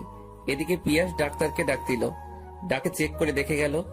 এভাবে 7 দিন আমি অচেতন ছিলাম। জ্ঞান ফিরতেই মিথিলার কথা মনে পড়তেই আবার অজ্ঞান হতে যেতাম। 7 দিন আমি কিছুটা স্বাভাবিক হই। তারপর আমি আমার বাড়িতে চলে আসি। এখানে এসে এখানকার কলেজে ভর্তি হই। তবে মিথিলার কথা ভেবে রাতে চোখে জল ফেলতাম। এই ছিল আমার অতীত। এখন বর্তমানে আসি। কথাগুলো বলে সামনে তাকালাম, দেখলাম সবার চোখে পানি। তখন ফারিহা আমাকে বলল, তোর সাথে এত কিছু হয়ে গেছে আর আমরা কিছুই জানি না। হুম। শুনো, এখন থেকে আর কাঁদবে না, সব কিছু নতুন করে শুরু করো। ওরা চলে গেল। আমি ঘুমিয়ে গেলাম। পরের দিন সকালে ঘুম থেকে উঠে ছাদে গেলাম। ছাদে গিয়ে মিথিলার কথা ভাবছিলাম। তখন পেছন থেকে কে যেন বলে উঠল, মিথিলার কথা ভাবছো? আমি অবাক হয়ে পিছনে তাকালাম, দেখলাম মায়া দাঁড়িয়ে আছে। আমি কিছু বললাম না, চুপচাপ দাঁড়িয়ে আকাশ দেখতে লাগলাম। তখন মায়া আমার পাশে এসে বলল, খুব ভালোবাসতে না মিথিলাকে? দেখো, মিথিলাকে যা ভালোবাসতে তার 1 ভাগ আমাকে দিলেই হবে। এর থেকে বেশি কিচ্ছু আমি চাই না আর। মায়া, তুমি সেটা ভালো করে জানো এটা আমি কখনো করব না। তাই প্লিজ আমাকে বিরক্ত করো না। বিরক্ত তো তোমাকে করবই, আমাকে তো তোর ভালোবাসতেই হবে। থাক, আমি নিচে গেলাম। এই বলে নিচে আসতে যাব, তখন মায়া আমার হাত দেয়ালের সাথে ঠেসে ধরে বলল, আমাকে তো তোর ভালোবাসতেই হবে, না হলে তোর খবর আছে। তুই আমার না হলে আর কারো হতে দিব না। আমাকে ওর ঠোঁট চেপে ধরলো। 5 মিনিট পর মায়া ছেড়ে দিল এবং বলতে লাগলো, ফারিয়ার সাথে যেন কথা বলতে না দেখি, যদি দেখি তোমার খবর আছে। আমি কিছু বললাম না, চুপচাপ নিচে চলে আসলাম। এসে সকলে একসাথে নাস্তা করলাম। তারপর আমি, জিসান, আকি, ফারিহা, মায়া 5 জন ঘুরতে বের হলাম। ঘোরার সময় সব সময় মায়া আমার পাশে ছিল, ফারিহাকে পাশে ঘেঁষতে দেয়নি। শেষে আমরা ঘোরাফেরা করে বাসায় আসলাম। কালকে চলে যাব, তাই সবার সাথে অনেকক্ষণ গল্প করলাম। তারপর রুমে এসে জামা কাপড় গুছিয়ে নিয়ে ঘুমিয়ে গেলাম। পরের দিন সকালে আমরা সকলকে বিদায় দিয়ে চলে আসলাম রেল স্টেশনে। এসে ট্রেনে উঠলাম। সিরাজগঞ্জ এসে ট্রেন থামলো। আমরা জিসানদের থেকে বিদায় নিয়ে আমি বাসায় চলে আসলাম। বাসায় এসে কলিং বেল চাপলাম। আম্মু দরজা খুলে দিল। আমি আম্মুকে জড়িয়ে ধরলাম এবং বলতে লাগলাম, আম্মু কেমন আছো? এতদিন ভালো ছিলাম না, এখন অনেক ভালো আছি। যা তাড়াতাড়ি ফ্রেশ হয়ে আয়, আমি খাবার রেডি করছি। আচ্ছা, আসছি। এই বলে আমার রুমে চলে আসলাম। ফ্রেশ হয়ে নিচে এলাম। জান্নাত আমাকে দেখে জড়িয়ে ধরলো। কিরে, কেমন আছিস? আমি ভালো নেই, তুই পাশেই নেই, একা একা লাগে। আচ্ছা চল, এখন খাবার খাবি। তারপর আমিও জান্নাত দুপুরের খাবার খেলাম। তারপর রুমে এসে শুয়ে পড়লাম। শরীরটা খুব ক্লান্ত লাগছিল, তাই তাড়াতাড়ি ঘুম চলে এলো। ঘুম ভাঙলো রাত 8টায়। ঘুম থেকে উঠে রাতের ডিনার করলাম। তারপর রুমে এসে ফেসবুক চালিয়ে ঘুমিয়ে পড়লাম। সকালে জান্নাতের ডাকে ঘুমটা ভাঙে। ঘুম থেকে উঠে ফ্রেশ হলাম। তারপর নাস্তা করে জান্নাতকে নিয়ে বেরিয়ে পড়লাম। জান্নাতকে কলেজে নামিয়ে দিয়ে আমি ভার্সিটি গেলাম। বাইকটা পার্কিং করে জিসানের কাছে গেলাম। কিছুক্ষণ আড্ডা দিয়ে আমরা ক্লাসে চলে এলাম। আজকে আবার ক্লাস করতে মন চাইলো না, তাই 2টা ক্লাস করে বের হয়ে আসলাম। তারপর আমি, জিসান, আকি ক্যাম্পাসে চলে এলাম। ক্যাম্পাসে আমরা 3 জন বসে বসে গল্প করছিলাম। তখন মায়া এলো এবং আমার পাশে বসলো এবং আমাকে বলল, কেমন আছো তুমি? ভালো আছি, তুমি কেমন আছো? আগে ভালো ছিলাম না, এখন ভালো আছি। তারপর আমরা 4 জন মিলে আড্ডা দিতে লাগলাম। তারপর আড্ডা দিয়ে যে যার যার বাসায় চলে গেলাম। বাসায় এসে ফ্রেশ হয়ে নিচে এলাম খাবার খেতে। খাবার খেয়ে রুমে এলাম। তখন ফোনটা বাজতে লাগলো। আমি ফোনের দিকে তাকিয়ে দেখি মায়া কল করেছে। আমি ফোনটা রিসিভ করলাম না। এরপর আবার দিতে থাকলো। এবার কেটে দিয়ে ঘুমিয়ে গেলাম। বিকেলে ঘুম থেকে উঠলাম, তখন জিসান ফোন দিল। আমি কলটা রিসিভ করলাম। তখন ওপাশ থেকে জিসান বলতে লাগলো, কোথায় তুই? আমি বাসায় আছি। কেন? তুই তাড়াতাড়ি আমার বাসায় আয়। আচ্ছা, আমি আসতেছি, তুই অপেক্ষা কর। তাড়াতাড়ি আয়। কলটা কেটে দিল। আমি ফ্রেশ হয়ে জিসানদের বাসার উদ্দেশ্যে রওনা দিলাম এবং ভাবতে লাগলাম, জিসান এত তাড়াতাড়ি ফোন দিয়ে ওর বাসায় যেতে বলল কেন? গিয়ে দেখি কি হয়। এসব ভাবতে ভাবতে জিসানদের বাসায় চলে আসলাম। কলিং বেল বাজাতেই মায়া দরজা খুলে দিল এবং বলল, ভেতরে এসো। আমি ভেতরে এসে দেখি জিসান, আকি, আঙ্কেল, আন্টি সবাই বসে আছে। আমিও তাদের কাছে গেলাম। তাদের কাছে যেতেই আঙ্কেল আমাকে বলল, আরে দাঁড়িয়ে আছো কেন, বসো। আমি সোফায় বসে পড়লাম। তখন আঙ্কেল বলল, তা বাবা, তোমার পড়াশোনা কেমন চলছে? এই তো আঙ্কেল, ভালো। আচ্ছা, তা তোমাকে যে কারণে ডেকে পাঠিয়েছি কিভাবে যে বলি? কি বলবেন বলতে পারেন, সমস্যা নেই। তারপর আঙ্কেল যা বললেন আমি বসা থেকে দাঁড়িয়ে গেলাম। তুমি তো জানো মায়ার পড়াশোনার ব্যাপারটা। জানি তো। তাই বলছিলাম কি, তুমি আজকে থেকে ওকে একটু গণিতটা বুঝিয়ে দিবে। মানে? বসা থেকে দাঁড়িয়ে গেলাম। আরে দাঁড়ালে কেন, বসো, এবং মায়াকে আজকে থেকে একটু গণিতটা বুঝিয়ে দেব। ঠিক আছে আঙ্কেল। আশা করি তোমার সমস্যা হবে না। না আন্টি, কোনো সমস্যা হবে না। সমস্যা হবে না, অনেক বড় সমস্যা হবে। এখন তো ভালোবাসি ভালোবাসি বলে জ্বালিয়ে খাবে। ঠিক আছে, তাহলে আজকে আসি, কালকে থেকে ওকে পড়িয়ে যাব। আরে এখন যাচ্ছ কেন, নাস্তা করে যাও। না আঙ্কেল, এখন সময় হবে না, কালকে আসবো। এই বলে ওখান থেকে চলে আসলাম। রাস্তা দিয়ে হাঁটছি এবং ভাবছি, মায়া আমার সাথে এমন, ও যে আমাকে ভালোবাসে এটা আমি জানি। আমিও কেমন যেন ওর পাগলামি গুলোকে ভালোবেসে ফেলেছি। না, এটা করলে হবে না। আমি আঙ্কেল, আন্টি, আব্বু, আম্মু, জিসান এদের মনে কষ্ট দিতে পারবো না। যেভাবে হোক মায়াকে বোঝাতে হবে। এগুলো কখনো হবে না, কেউ মেনে নেবে না। এসব ভাবতে ভাবতে বাসায় চলে আসলাম। এসে কলিং বেল চাপলাম। জান্নাত দরজা খুলে দিল। আসার সময় জান্নাতের জন্য ফুচকা এনেছিলাম, সেটা জান্নাতকে দিলাম এবং আমার রুমে গেলাম। গিয়ে ফ্রেশ হলাম, তারপর পড়তে বসলাম। পড়তেছি তখন কে যেন আমাকে কল করলো। ফোনের দিকে তাকিয়ে দেখি মায়া কল করেছে। আমি এবার কলটা রিসিভ করলাম। ওপাশ থেকে মায়া বলতে লাগলো, আমার বাবু কি করে? দেখো মায়া, আমি তোমাকে লাস্টবার বলছি, তুমি এসব বলা বাদ দাও এবং ফোনটা রাখো। তোমার সাথে আমার কথা আছে। কি বলবে তাড়াতাড়ি বলো। I love you. ধুর, এই তুমি আমাকে আর কল দিবে না। এই বলে ফোনটা কেটে দিলাম এবং আবার পড়ায় মনোযোগ দিলাম। পড়তে পড়তে কখন রাত 10টা বেজে গেছে খেয়াল নেই। জান্নাত এসে খাবার জন্য ডেকে নিয়ে গেল। আমি খাবার টেবিলে গিয়ে দেখি সবাই আমার জন্য অপেক্ষা করছে। আমিও সবার সাথে খাবার খেতে বসলাম। খাওয়া দাওয়া শেষ করে আমি আমার রুমে চলে আসলাম। রুমে এসে ঘুমিয়ে পড়লাম। পরের দিন শুক্রবার ছিল, তাই আরামে ঘুমাচ্ছিলাম। কিন্তু আমার বুকের উপর ভারী কিছু অনুভব করছিলাম। শ্বাস নিতে কষ্ট হচ্ছিল। আমি চোখ খুলে বুকের দিকে তাকালাম। দেখি মায়া আমার বুকে মাথা দিয়ে আমাকে জড়িয়ে ধরে ঘুমিয়ে আছে। আমি ভাবলাম মায়া এখানে কি করে আসলো। তখন আমি মায়াকে ডাক দিলাম। মায়া ঘুম থেকে উঠে বলল, তাহলে মহারাজ আপনার ঘুম ভেঙেছে। তুমি এখানে কি করো? হ্যাঁ, আর আমার রুমে কখন আসলে? এসেছি তো সকালে, তোমাকে ডাকতেই দেখি তুমি ঘুমাচ্ছ। যদি কেউ দেখে ফেলতো তাহলে কি হতো? কিছু হতো না, এখন তাড়াতাড়ি নিচে এসো। এই বলে মায়া চলে গেল। আমি ফ্রেশ হতে গেলাম। ফ্রেশ হয়ে নিচে আসলাম। নিচে এসে তো আমি আরো অবাক। দেখি জিসান, আখি, আঙ্কেল, আন্টি, মায়া বসে বসে আব্বুর সাথে গল্প করছে এবং সবাই আমাকে দেখে মুচকি মুচকি হাসছে।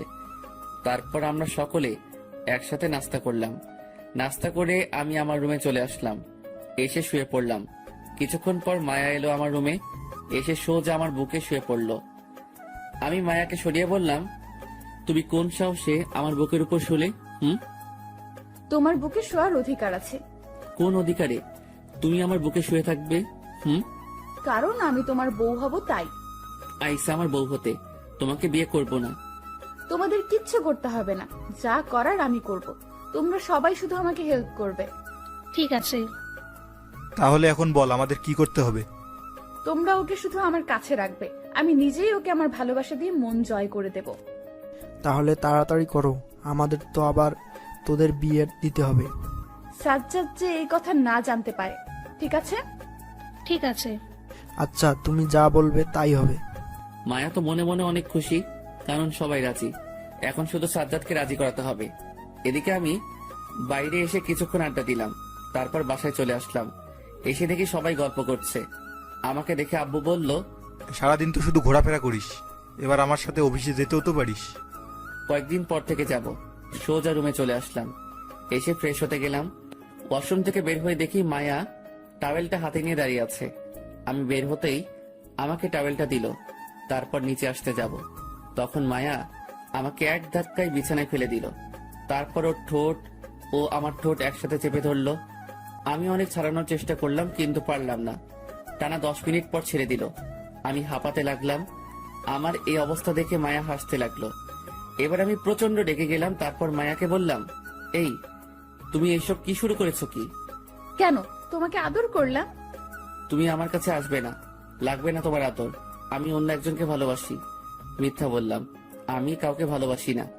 ভাবলাম এটা দিয়ে কাজ হবে, কিন্তু না, উল্টো হয়েছে। কি বললে তুমি? আবার বলো তো। আমি একজনকে ভালোবাসি। কি? আমাকে রেখে অন্য মেয়েকে ভালোবাসো? দাঁড়াও, দেখাচ্ছি মজা। এই বলে আমাকে মারতে শুরু করলো। এ কি WWE এর মারামারি! একসময় মারতে মারতে মায়া আমাকে শক্ত করে জড়িয়ে ধরে বলতে লাগলো, আমাকে কি একটুও ভালোবাসা যায় না? দেখো মায়া, আমি তোমাকে কতবার বলবো এটা হবে না। কেউ আমাদের সম্পর্ক মেনে নিবে না। ওদের আমি ম্যানেজ করব, তুমি শুধু হ্যাঁ বলো। আচ্ছা, আমি ভেবে দেখবো। এখন তুমি যাও। তুমি সত্যি বলছো তো?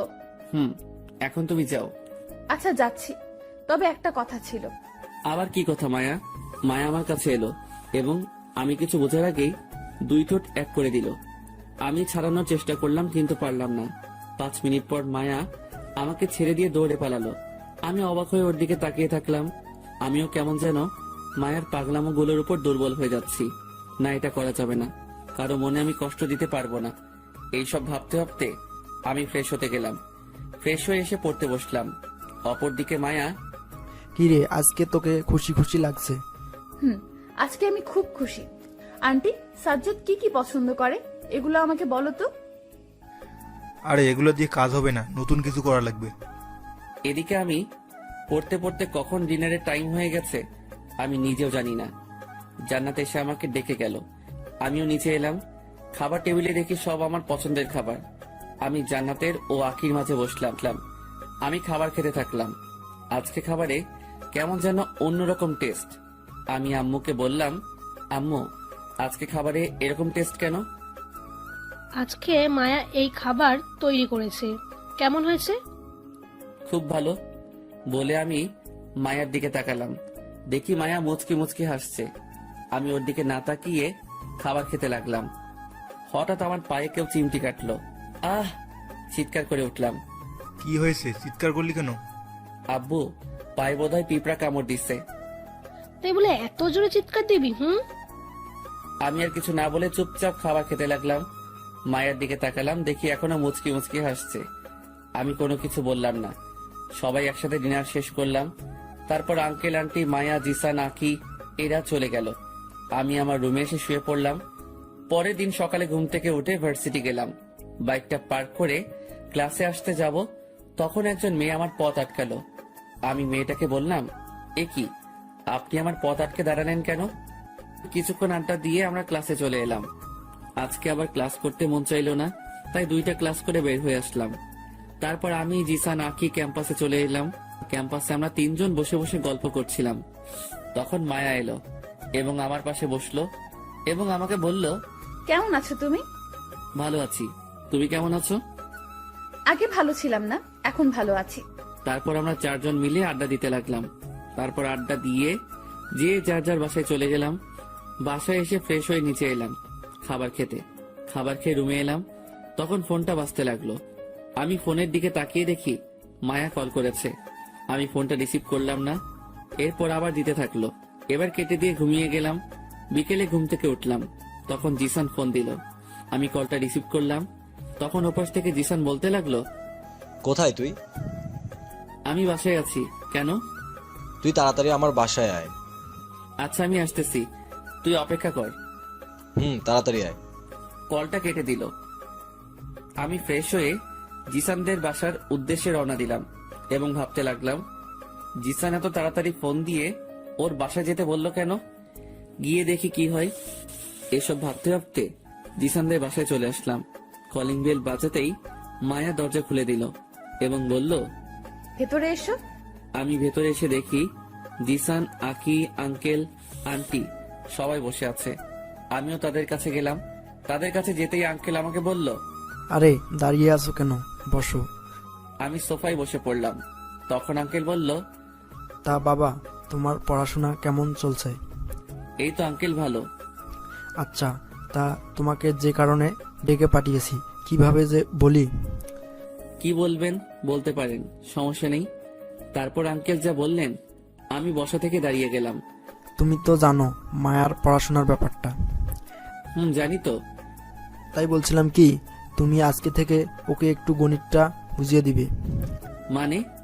বসা থেকে দাঁড়িয়ে গেলাম। আরে দাঁড়ালে কেন, বসো, এবং মায়াকে আজকে থেকে একটু গণিতটা বুঝিয়ে দেব। ঠিক আছে আঙ্কেল। আশা করি তোমার সমস্যা হবে না। না আন্টি, কোনো সমস্যা হবে না। সমস্যা হবে না, অনেক বড় সমস্যা হবে। এখন তো ভালোবাসি ভালোবাসি বলে জ্বালিয়ে খাবে। ঠিক আছে। তাহলে আজকে আসি, কালকে থেকে ওকে পড়িয়ে যাব। আরে এখন যাচ্ছ কেন, নাস্তা করে যাও। না আঙ্কেল, এখন সময় হবে না, কালকে আসবো। এই বলে ওখান থেকে চলে আসলাম। রাস্তা দিয়ে হাঁটছি এবং ভাবছি, মায়া আমার সাথে এমন, ও যে আমাকে ভালোবাসে এটা আমি জানি। আমিও কেমন যেন ওর পাগলামি গুলোকে ভালোবেসে ফেলেছি। না, এটা করলে হবে না। আমি আঙ্কেল, আন্টি, আব্বু, আম্মু, জিসান এদের মনে কষ্ট দিতে পারবো না। যেভাবে হোক মায়াকে বোঝাতে হবে। এগুলো কখনো হবে না, কেউ মেনে নেবে না। এসব ভাবতে ভাবতে বাসায় চলে আসলাম। এসে কলিং বেল চাপলাম। জান্নাত দরজা খুলে দিল। আসার সময় জান্নাতের জন্য ফুচকা এনেছিলাম, সেটা জান্নাতকে দিলাম এবং আমার রুমে গেলাম। গিয়ে ফ্রেশ হলাম, তারপর পড়তে বসলাম। পড়তেছি তখন কে যেন আমাকে কল করলো। ফোনের দিকে তাকিয়ে দেখি মায়া কল করেছে। আমি এবার কলটা রিসিভ করলাম। ওপাশ থেকে মায়া বলতে লাগলো, আমার বাবু কি করে? দেখো মায়া, আমি তোমাকে লাস্টবার বলছি, তুমি এসব বলা বাদ দাও এবং ফোনটা রাখো। তোমার সাথে আমার কথা আছে। কি বলবে তাড়াতাড়ি বলো। I love you. ধুর, এই তুমি আমাকে আর কল দিবে না। এই বলে ফোনটা কেটে দিলাম এবং আবার পড়ায় মনোযোগ দিলাম। পড়তে পড়তে কখন রাত 10টা বেজে গেছে খেয়াল নেই। জান্নাত এসে খাবার জন্য ডেকে নিয়ে গেল। আমি খাবার টেবিলে গিয়ে দেখি সবাই আমার জন্য অপেক্ষা করছে। আমিও সবার সাথে খাবার খেতে বসলাম। খাওয়া দাওয়া শেষ করে আমি আমার রুমে চলে আসলাম। রুমে এসে ঘুমিয়ে পড়লাম। পরের দিন শুক্রবার ছিল, তাই আরামে ঘুমাচ্ছিলাম, কিন্তু আমার বুকের উপর ভারী কিছু অনুভব করছিলাম। শ্বাস নিতে কষ্ট হচ্ছিল। আমি চোখ খুলে বুকের দিকে তাকালাম। দেখি মায়া আমার বুকে মাথা দিয়ে আমাকে জড়িয়ে ধরে ঘুমিয়ে আছে। আমি ভাবলাম মায়া এখানে কি করে আসলো। তখন আমি মায়াকে ডাক দিলাম। মায়া ঘুম থেকে উঠে বলল, তাহলে মহারাজ আপনার ঘুম ভেঙেছে। তুমি এখানে কি করো? হ্যাঁ, আর আমার রুমে কখন আসলে? এসেছি তো সকালে, তোমাকে ডাকতেই দেখি তুমি ঘুমাচ্ছ। যদি কেউ দেখে ফেলতো তাহলে কি হতো? কিছু হতো না, এখন তাড়াতাড়ি নিচে এসো। এই বলে মায়া চলে গেল। আমি ফ্রেশ হতে গেলাম। ফ্রেশ হয়ে নিচে আসলাম। নিচে এসে তো আমি আরো অবাক। দেখি জিসান, আকি, আঙ্কেল, আন্টি, মায়া বসে বসে আব্বুর সাথে গল্প করছে এবং সবাই আমাকে দেখে মুচকি মুচকি হাসছে। তারপর আমরা সকলে একসাথে নাস্তা করলাম। নাস্তা করে আমি আমার রুমে চলে আসলাম। এসে শুয়ে পড়লাম। কিছুক্ষণ পর মায়া এলো আমার রুমে, এসে সোজা আমার বুকে শুয়ে পড়লো। আমি মায়াকে সরিয়ে বললাম, তুমি কোন সাহসে আমার বুকের উপর শুলে? তোমার বুকে শোয়ার অধিকার আছে। কোন অধিকারে তুমি আমার বুকে শুয়ে থাকবে? কারণ আমি তোমার বউ হব, তাই। আইসা আমার বউ হতে, তোমাকে বিয়ে করব না। তোমাদের কিচ্ছু করতে হবে না, যা করার আমি করব। তোমরা সবাই শুধু আমাকে হেল্প করবে। ঠিক আছে। তাহলে এখন বল আমাদের কি করতে হবে? তোমরা ওকে শুধু আমার কাছে রাখবে আমি নিজেই ওকে আমার ভালোবাসা দিয়ে মন জয় করে দেব। তাহলে তাড়াতাড়ি করো, আমাদের তো আবার তোদের বিয়ে দিতে হবে। সাজ্জাদ যে এই কথা না জানতে পারে, ঠিক আছে? ঠিক আছে। আচ্ছা, তুমি যা বলবে তাই হবে। মায়া তো মনে মনে অনেক খুশি, কারণ সবাই রাজি। এখন শুধু সাজ্জাদকে রাজি করাতে হবে। এদিকে আমি বাইরে এসে কিছুক্ষণ আড্ডা দিলাম, তারপর বাসায় চলে আসলাম। এসে দেখি সবাই গল্প করছে। আমাকে দেখে আব্বু বলল, সারাদিন তো শুধু ঘোরাফেরা করিস, এবার আমার সাথে অফিসে যেতেও তো পারিস। কয়েকদিন পর থেকে যাব। সোজা রুমে চলে আসলাম। এসে ফ্রেশ হতে গেলাম। ওয়াশরুম থেকে বের হয়ে দেখি মায়া টাওয়েলটা হাতে নিয়ে দাঁড়িয়ে আছে। আমি বের হতেই আমাকে টাওয়েলটা দিল। তারপর নিচে আসতে যাব, তখন মায়া আমাকে এক ধাক্কায় বিছানায় ফেলে দিল। তারপর ওর ঠোঁট ও আমার ঠোঁট একসাথে চেপে ধরলো। আমি অনেক ছাড়ানোর চেষ্টা করলাম, কিন্তু পারলাম না। টানা 10 মিনিট পর ছেড়ে দিল। আমি হাঁপাতে লাগলাম। আমার এই অবস্থা দেখে মায়া হাসতে লাগলো। এবার আমি প্রচন্ড ডেকে গেলাম। তারপর মায়াকে বললাম, এই তুমি এসব কি শুরু করেছো? কি কেন? তোমাকে আদর করলাম। তুমি আমার কাছে আসবে না, লাগবে না তোমার আদর। আমি অন্য একজনকে ভালোবাসি। মিথ্যা বললাম, আমি কাউকে ভালোবাসি না। ভাবলাম এটা দিয়ে কাজ হবে, কিন্তু না, উল্টো হয়েছে। কি বললে তুমি? আবার বলো তো। আমি একজনকে ভালোবাসি। কি? আমাকে রেখে অন্য মেয়েকে ভালোবাসো? দাঁড়াও, দেখাচ্ছি মজা। এই বলে আমাকে মারতে শুরু করলো। এ কি WWE এর মারামারি! একসময় মারতে মারতে মায়া আমাকে শক্ত করে জড়িয়ে ধরে বলতে লাগলো, আমাকে কি একটুও ভালোবাসা যায় না? দেখো মায়া, আমি তোমাকে কতবার বলবো এটা হবে না। কেউ আমাদের সম্পর্ক মেনে নিবে না। ওদের আমি ম্যানেজ করব, তুমি শুধু হ্যাঁ বলো। আচ্ছা, আমি ভেবে দেখবো। এখন তুমি যাও। তুমি সত্যি বলছো তো? এখন তুমি যাও। আচ্ছা, যাচ্ছি। তবে একটা কথা ছিল। আবার কি কথা মায়া? মায়া আমার কাছে এলো এবং আমি কিছু বোঝার আগেই 2 ঠোঁট এক করে দিল। আমি ছাড়ানোর চেষ্টা করলাম, কিন্তু পারলাম না। 5 মিনিট পর মায়া আমাকে ছেড়ে দিয়ে দৌড়ে পালালো। আমি অবাক হয়ে ওর দিকে তাকিয়ে থাকলাম। আমিও কেমন যেন মায়ার পাগলামো গুলোর উপর দুর্বল হয়ে যাচ্ছি। না, এটা করা যাবে না। কারো মনে আমি কষ্ট দিতে পারবো না। এইসব ভাবতে ভাবতে আমি ফ্রেশ হতে গেলাম। ফ্রেশ হয়ে এসে পড়তে বসলাম। অপরদিকে মায়া, কি রে, আজকে তোকে খুশি খুশি লাগছে?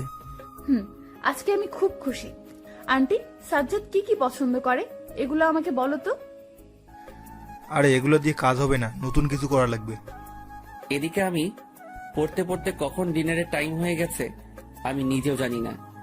জান্নাত এসে আমাকে ডেকে গেল। আমিও নিচে এলাম। খাবার টেবিলে দেখি সব আমার পছন্দের খাবার। আমি জান্নাতের ও আখির মাঝে বসলাম। আমি খাবার খেতে থাকলাম। আজকে খাবারে কেমন যেন অন্যরকম টেস্ট। আমি আম্মুকে বললাম, আম্মু, আজকে খাবারে এরকম টেস্ট কেন? আজকে মায়া এই খাবার তৈরি করেছে। কেমন হয়েছে? খুব ভালো বলে আমি মায়ার দিকে তাকালাম। দেখি মায়া মুচকি মুচকি হাসছে। আমি ওর দিকে না তাকিয়ে খাবার খেতে লাগলাম। হঠাৎ আমার পায়ে কেউ চিমটি কাটলো। আহ! চিৎকার করে উঠলাম। কি হয়েছে, চিৎকার করলি কেন? আব্বু, পায়ে বোধহয় পিঁপড়া কামড় দিচ্ছে। তাই বলে এত জোরে চিৎকার দিবি? আমি আর কিছু না বলে চুপচাপ খাবার খেতে লাগলাম। মায়ের দিকে তাকালাম, দেখি এখনো মুচকি মুচকি হাসছে। আমি কোনো কিছু বললাম না। সবাই একসাথে ডিনার শেষ করলাম। তারপর আঙ্কেল আন্টি, মায়া, জিসান, আখি এরা চলে গেল। আমি আমার রুমে এসে শুয়ে পড়লাম। পরের দিন সকালে ঘুম থেকে উঠে ভার্সিটি গেলাম। বাইকটা পার্ক করে ক্লাসে আসতে যাব, তখন একজন মেয়ে আমার পথ আটকালো। আমি মেয়েটাকে বললাম, এ কি, আপনি আমার পথ আটকে দাঁড়ালেন কেন? আমি নেহা, এই শহরের কমিশনারের মেয়ে। আপনি কমিশনারের মেয়ে? তবে আমার রাস্তা ছাড়ুন, ক্লাসে যাব। আমি যেদিন প্রথম দেখেছিলাম সেদিন তোমাকে ভালোবেসে ফেলেছি। এই আশা আপনার কখনো পূরণ হবে না। এই বলে ক্লাসে আসলাম। তখন নেহা, আপনি আমার না হলে কারোর হতে দেব না। আমি ওর কথায় কান দিলাম না। ক্লাসে চলে গেলাম। ক্লাস করে বাসায় আসবো তখন মায়া আমাকে জড়িয়ে ধরলো। আমি এবার আর নিজেকে কন্ট্রোল করতে পারলাম না। মায়া আমার থেকে ছাড়িয়ে নিয়েই ঠাস করে দিলাম একটা চড়। মায়া ওখানে কাঁদতে শুরু করে দিয়েছে। মায়া আমাকে বলতে লাগলো, তুমি আমাকে মারতে পারলে? এবার তো মেরেছি, এরপর এমন করলে কি করব নিজেও জানি না। আমি তোমাকে অনেক ভালোবাসি। চুপ রাখ, তোর ভালোবাসা তোর কাছে, আর আমার সামনে আসবি না বলে দিলাম। তখন মায়া কিছু না বলে বাসায় চলে গিয়ে দরজা বন্ধ করে কাঁদতে লাগলো। আন্টি অনেকবার খাবারের জন্য ডেকেছে, কিন্তু দরজা খুলেনি। এদিকে আমি বাসায় চলে আসলাম, এসে ফ্রেশ হয়ে লাঞ্চ করলাম, তারপর ঘুমিয়ে গেলাম। বিকেলে ঘুম থেকে উঠে ছাদে গেলাম এবং ভাবতে লাগলাম মায়াকে চড় মারাটা ঠিক হয়নি। বোঝালেই পারতাম, কেন যে রাগটা কন্ট্রোল করতে পারি না। না, কালকে ওর কাছে মাপ চেয়ে নিব। রাত পর্যন্ত ছাদে থাকলাম, তারপর নিচে এসে ডিনার করে ঘুমিয়ে গেলাম। অপরদিকে মায়া দরজা বন্ধ করে শুধু কাঁদছে। সবাই ডাকাডাকি করছে কিন্তু খুলছে না। আঙ্কেল আর কোনো উপায় না পেয়ে আমার আব্বুকে ফোন দিল। হ্যালো, হ্যাঁ বল। কালকে সকালে তোরা সবাই আমার বাড়িতে আসিস তো। কেন, কি হয়েছে? তুই কালকে সকালে সবাইকে নিয়ে তাড়াতাড়ি আসবি। আচ্ছা, আসবো। এই বলে ফোনটা কেটে দিয়ে ঘুমিয়ে গেল। সকালে জান্নাত আমাকে ডাক দিল। উঠে নাস্তার টেবিলে গেলাম, তখন আব্বু বলল, শোন, এখন তাড়াতাড়ি রেডি হয়ে আয়, জিসানদের বাসায় যাব। আচ্ছা আসছি। তারপর নাস্তা শেষ করে আমি রেডি হলাম। তারপর জিসানদের বাসায় গেলাম। জিসানদের বাসায় গিয়ে দেখি সবাই মন খারাপ করে বসে আছে। কি ব্যাপার, কালকে রাতে ফোন করে আসতে বললি? কিছু হয়েছে কি? তোর বস বলছি। আমরা সবাই বসলাম। তখন আঙ্কেল বললেন, কালকে মায়া ভার্সিটি থেকে এসে রুমের ভিতর বসে কান্না করছে, খাবারও খাচ্ছে না। কি বলিস? তোর সাথে কিছু হয়েছে নাকি? আমার সাথে তো তেমন কিছুই হয়নি। সত্যি করে বল। আসলে কালকের ঘটনা সবকিছু খুলে বললাম। সরি আব্বু, ভুলে এমন করে ফেলেছি। ও তো ভুল কাউকে বলেনি, নিজের হবু বরকে বলেছে। তাই বলে তুই ওকে মারবি? হবু বর মানে? কে ওর বর? তোমার সাথে তো আমরা ওর বিয়ে ঠিক করেছি। কই, আমি তো কিছু জানি না। তোর জানা লাগবে না, তুই এখন মায়ের কাছে যা। আচ্ছা যাচ্ছি। মনে মনে বলতে লাগলাম, আমি যদি সবাইকে বলতাম আমি মায়াকে ভালোবাসি, আমাকে তো বাড়ি থেকে বের করে দিত। আর মায়া কি এমন করলো যে সবাই রাজি হয়ে গেল? এসব ভাবতে ভাবতে মায়ের রুমের সামনে এলাম। এসে মায়াকে ডাকতে লাগলাম, মায়া, এই মায়া, দরজাটা খুলো। মায়া ভেতর থেকে বলে উঠলো, আমি খুলবো না, তুমি যাও এখান থেকে। দেখো মায়া, আমি কিন্তু সত্যি সত্যি চলে যাব, তখন কিন্তু আর আমাকে পাবে না। তখন মায়া দরজা খুলে দিল। আমি ভেতরে গিয়ে দেখি ঘরের সব জিনিসপত্র ভেঙে ফেলেছে এবং মায়া খাটের উপর শুয়ে আছে। আমার মাথায় দুষ্টুমি চাপলো। আমি খাটের উপর ওকে পেছন থেকে মায়াকে জড়িয়ে ধরলাম। মায়া নিজেকে আমার কাছ থেকে ছাড়াতে চাইলো, কিন্তু আমার শক্তির সাথে পারলো না। কিছুক্ষণ থাকার পর মায়া ও আমাকে জড়িয়ে ধরলো। তখন আমি বললাম, এই কি অবস্থা করেছো নিজের? তুমি আমাকে মেরেছো, তাই এমন করছি। আচ্ছা, আর কখনো করব না। এখন একটু হাসো। হাসবো, তবে একটা শর্তে, আমাকে একটু ভালোবাসতে হবে। একটু কেন, অনেক ভালোবাসবো তোমাকে। তুমি সত্যি বলছো? হুম, তাহলে ভালোবাসি বলো না। খুব ভালোবাসি তোমাকে। আমিও অনেক ভালোবাসি তোমাকে।